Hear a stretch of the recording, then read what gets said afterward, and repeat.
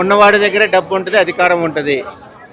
మనము ఒకరికి ఊడిగం చేసేదానికన్నా ఈ ప్రపంచంలో ప్రతి ఒక్కరు సమానం అన్న పాయింట్ని శేఖర్ కమ్ల గారు చాలా అద్భుతంగా చిత్రీకరించారు.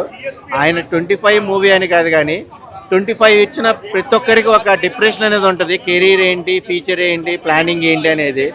బట్ వాటన్నిటితో మనం భూమి మీద ఉన్నాం కాబట్టి అందరం సమానమే అన్న పాయింట్ని తమిళ ఫ్లేవర్ తగ్గట్టుగా స్క్రీన్ ప్లే కానీ మేకింగ్ కానీ చాలా అద్భుతమైన పర్ఫార్మెన్స్ ఇచ్చారు. ధనుష్ తక్కువ కాదు, నాగార్జున తక్కువ కాదు. కథకే ఇంపార్టెన్స్ ఇవ్వాలి కాబట్టి ఆ కథకు తగ్గట్టుగా వీళ్ళ యాక్టింగ్ పర్ఫార్మెన్స్ అయితే కనుక చాలా బాగుంది. కొన్ని సీన్స్లో అయితే కనుక ధనుష్ తీసుకున్న పాయింట్ కామన్ పాయింట్ కాదు, క్యాజువల్గా ఆలోచిస్తే ప్రతి ఒక్కరు అడుక్కున్న వాళ్ళతో సమానమే. బట్ ఏంటంటే ఈ సినిమాని అన్ని కథలతో కాకుండా కథనే ఒక కథ సృష్టించి పాత్రలు ఎలాగ చేశారనేది మనం వాచ్ చేయొచ్చు. Watchable movie.